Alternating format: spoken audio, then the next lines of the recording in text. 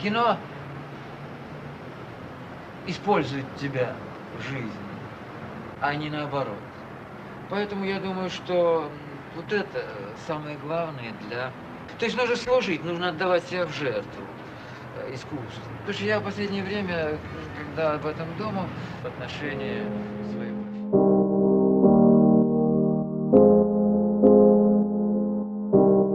Andrei Tarkovsky fue un director de cine y escritor de origen ruso, uno de los cineastas más importantes de la escuela rusa y de la historia del cine en general. Bergman fue citado diciendo: Tarkovsky para mí es el más grande de todos nosotros, el que inventó un nuevo lenguaje, fiel a la naturaleza del cine, ya que captura la vida como un reflejo, la vida como un sueño. Este reflejo de la vida misma, plasmado en una especie de retrato onírico, es lo que caracteriza la obra del autor.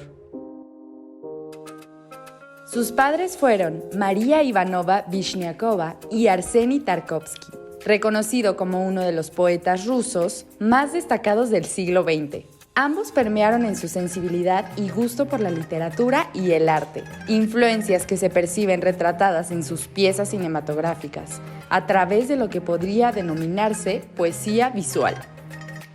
A lo largo de su vida realizó solo 7 largometrajes y, sin embargo, su impacto en el cine sigue siendo uno de los más importantes. Tarkovsky estudió en la Escuela Soviética de Cine y obtuvo su primer reconocimiento internacional y el León de Oro del Festival de Venecia, con su ópera prima, La infancia de Iván. Il Leone d'Oro di San Marco viene a maggioranza assegnato ex aequo a Ivanovo Diatsuvo, Unione Repubbliche Socialiste Sovietiche, regia di Andrei Tarkovsky. Se reconoce su filmografía por su notoria esencia anticomercial y profunda expresión artística. Cada fotograma es una rima, una metáfora, un cuadro pintado a mano, tratado con tal delicadeza y perfeccionismo que invita al espectador a adentrarse a los planos y encuadres, que te envuelven con una selección sonora solo imaginable en sueños.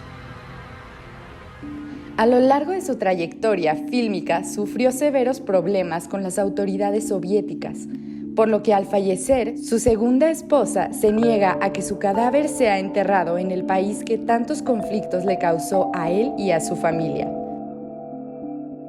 Para aproximarnos a la obra de Tarkovsky, debemos entender su forma de ver el lenguaje cinematográfico como una desvinculación con el cine comercial. Es entonces una posibilidad de poder representar el pensamiento humano, ya que según el director, esta lógica está más cerca de la vida que una lógica dramatúrgica clásica. Podemos leer estas reflexiones propias del autor sobre el arte en su libro Esculpir en el tiempo, publicado en 1985. En él expone su visión del cine en términos personales y teóricos. Pareciera su objetivo es un acto de honestidad en el cual pretende decir toda la verdad. En él plasma no solo su percepción del cine como medio específico, sino su visión sobre el papel que éste juega en el contexto de la sociedad. Кто умеет отделить свою жизнь от фильма. Я знаю многих, которые в жизни делают одно, в своих фильмах они говорят совершенно о другом, выдвигают какие-то другие идеи, высказывают другие новые совершенно идеи. То есть каким-то образом у них уживается их совесть с теми мыслями, которые они выражают в своих фильмах. Я как-то не умел никогда это... И для меня кино это не профессия, это моя жизнь. И каждый фильм...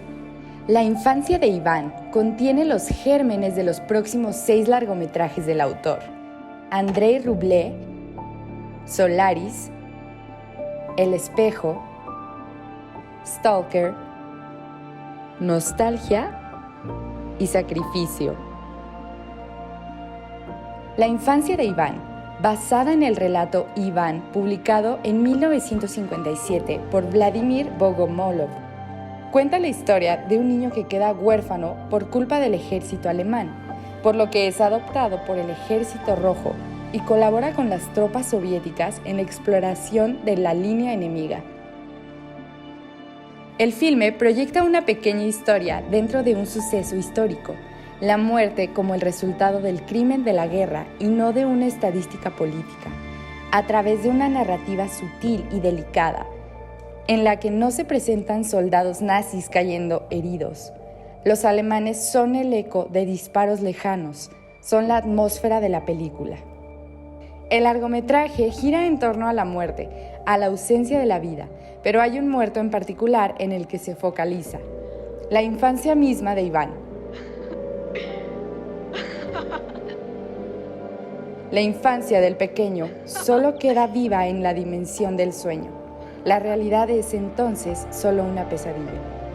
Sin su infancia, Iván se apega a lo único que le motiva, la justicia dentro de una venganza.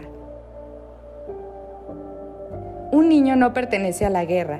Sin embargo, el carácter, experiencias y respuestas de Iván nos dejan ver que él no es un niño, que su infancia le ha sido arrebatada y no puede forzar o pretender que posee una. A lo largo de la historia, el filme plasma la fugaz y constante añoranza de los recuerdos pasados que fueron parte de un hogar. Estos recuerdos son un constante juego entre realidad y los sueños, una serie de figuras visuales nostálgicas originadas desde el mundo infantil. La infancia de Iván plasma pequeñas historias de amor frustrado, de familias perdidas, de almas sin rumbo. El amor sobre la muerte. Besar sobre el vacío del ser. Es a lo que lleva la guerra. Tarkovsky nos narra estas historias, que no se consideran un aditivo innecesario en la historia del personaje principal, sino que se presentan como otras historias de amor tronchado. La guerra se convierte entonces en frustración y muerte del propio amor. La infancia de Iván crea un pacto ambiguo entre las características del documental y de la ficción. Tarkovsky es firme al decir que el autor no debe de distinguir entre su vida y sus films. De niño vivió como su padre se marchó a la guerra, de tal modo que su único pensamiento estaba en el regreso de su padre. A pesar de no haber escrito el guión, Tarkovsky crea una conexión con Iván muy particular. En las obras de Tarkovsky se establece una dualidad presente en todo el cine del autor, entre el mundo interior y el exterior, convirtiendo al mundo interior, el más auténtico, y el exterior en el más falso, o por lo menos, el más alejado a quienes verdaderamente somos.